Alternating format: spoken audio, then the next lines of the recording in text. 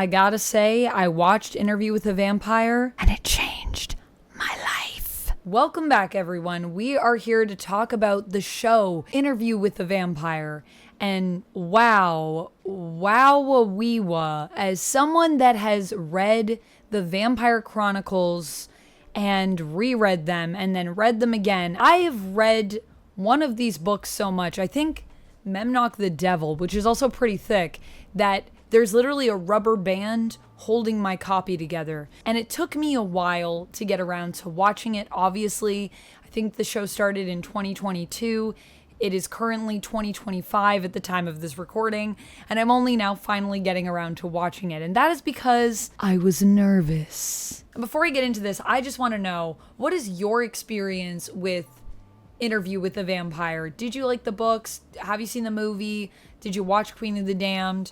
Are you only getting in based on this show? Where are you at? Tell me in the comments below. And what made you interested in this video? We had the Interview with the Vampire movie, which I loved, with Tom Cruise and Brad Pitt when I first saw it. And we also had Queen of the Damned, which is a movie that happened. Although there are some things I really like about Queen of the Damned, like the soundtrack, but that's a topic for another video. So needless to say, the fact that Queen of the Damned burned me a little bit in terms of the way that it chose to adapt the book, and just because there's so much that happens in that book, I was nervous when they said they were doing a TV series. I did hear that Anne Rice was involved with it, and I thought, okay, well, that gives me some hope. And then I started hearing that it was amazing. And I have heard that since.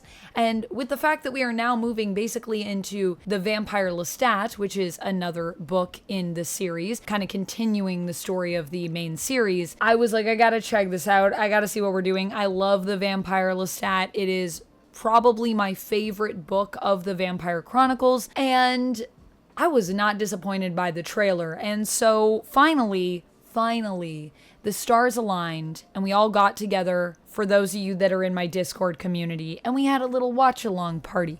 Y'all unlocked this through stream goals. Basically, if we get to a gold ring stream, then there are rewards, and sometimes those rewards are watch-along parties. And watching this, first of all, with my community was such a treat. But watching this show at all, it's like they took things from my brain when I was reading the book and they just made it reality.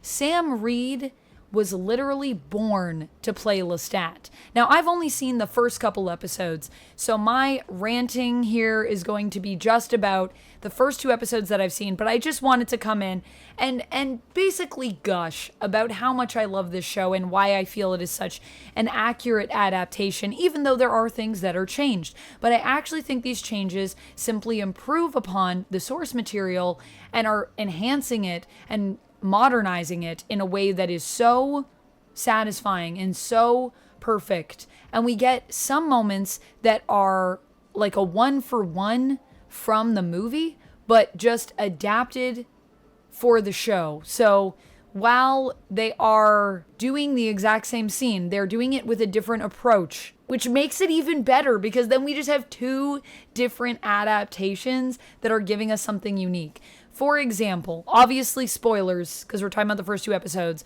but I don't even think I have to say that, because guys, the show has come out a few years ago now. So the scene that I really loved is there is a scene in the movie where Lestat and Louis are tormenting this poor woman, and Lestat is basically making her think that she has died and now she is going to heaven or maybe going to hell, and is playing with her idea of religion.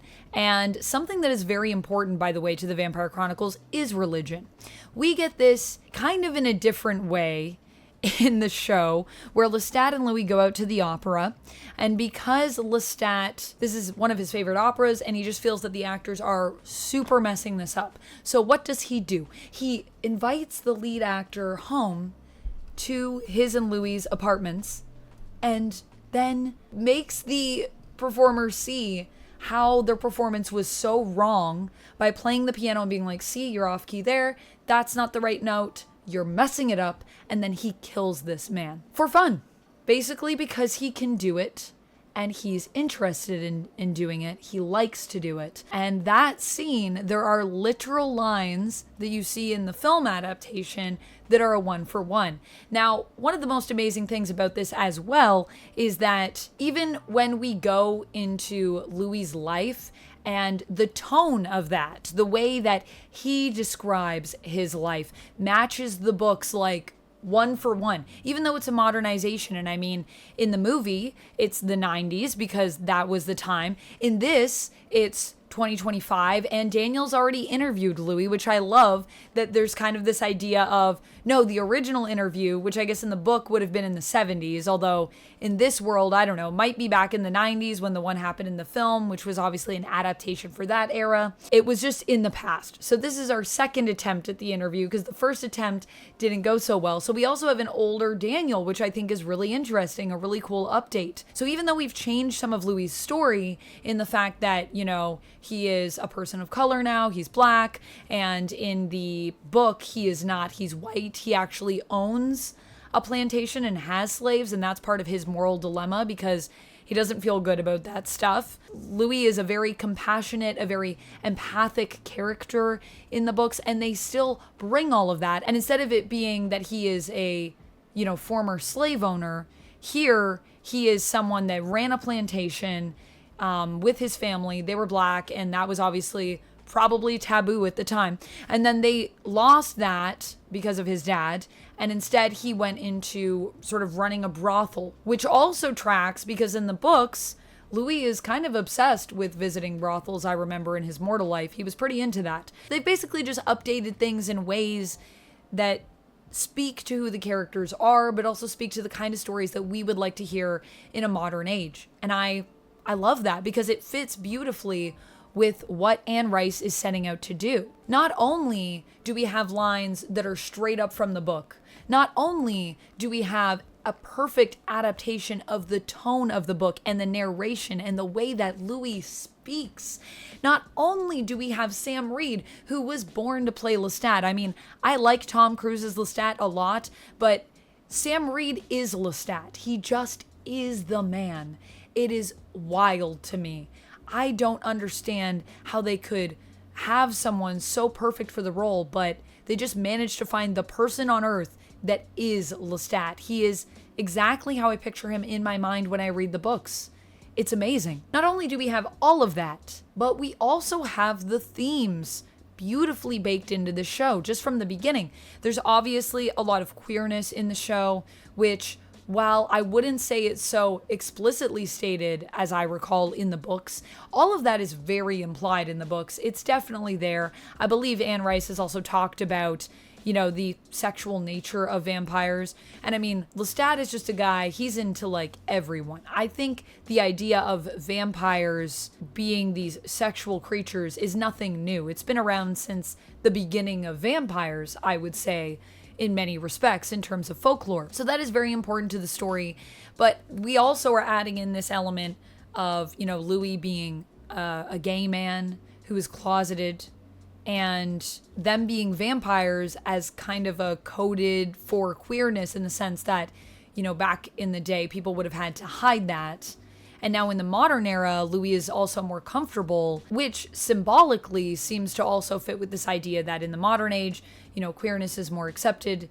You can be more comfortable. But back then when he was a new vampire, everything was dangerous because you couldn't get caught. You couldn't have anyone be suspicious. And even his family members do get suspicious of Lestat in this way of like, why are you living with this man? What is this about? I love his whole relationship with his sister. I love that his sister clearly loves him, but there is also this fear and this self-loathing that we're seeing develop in Louis even within the first 2 episodes of the show. Every element of it is so well done. And then of course there is the theme of religion, which is also focused on here. I love everything that we have in terms of Louis's relationship with the church and everything with his brother, and the fact that he himself is kind of struggling with his religion, this idea of wanting to be a good person, but knowing that his business itself by the church would be condemned as sinful. And even though the priests believe that he's a good person, he can't forgive himself for things.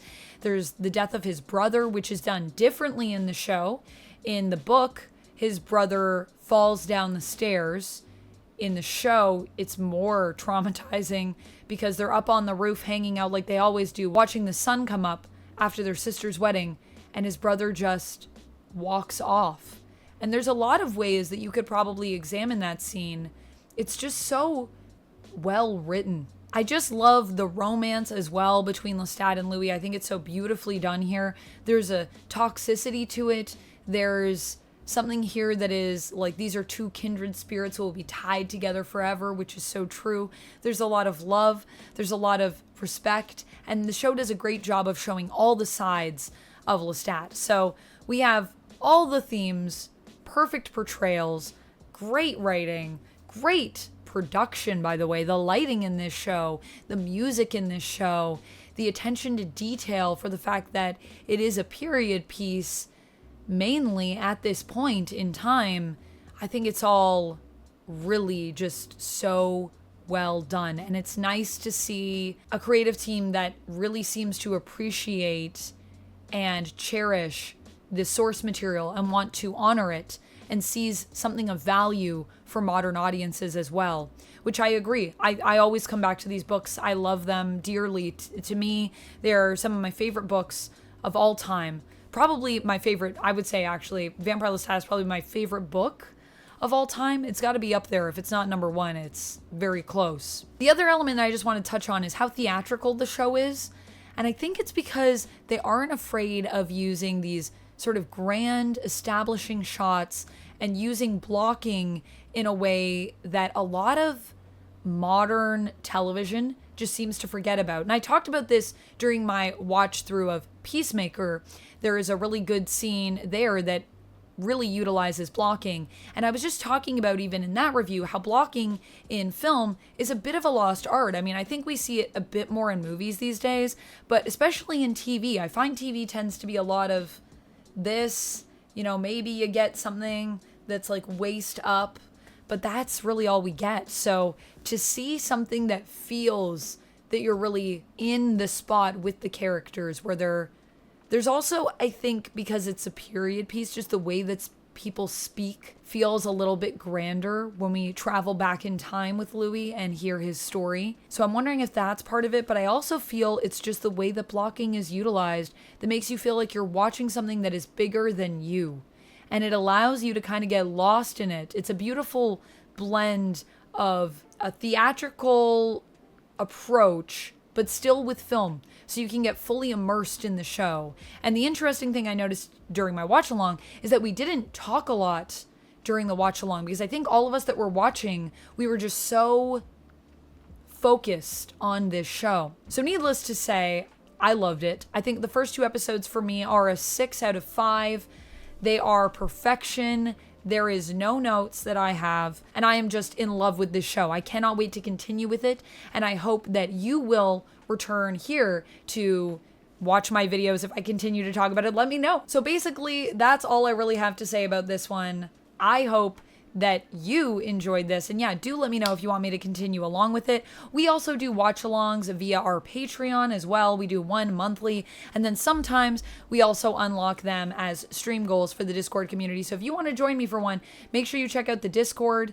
I'll make sure there's maybe a link to the Discord somewhere, but you can also catch the link over in my live streams over at the live tab here on YouTube or at twitch.tv/vampx13, which is also why I'm in costume today, because it is my last day of the extended Caustober. I've extended it through this weekend, so I might be live right now as Vanny playing some games online. So make sure you check that out if you're interested. That's all I have for this one. Thank you so much for watching, and hopefully I'll see you again really soon for some more Interview with the Vampire content, because I'm obsessed with this show and I just started watching it. I'll see you in the next one, and until then, friends, as always, stay nerdy.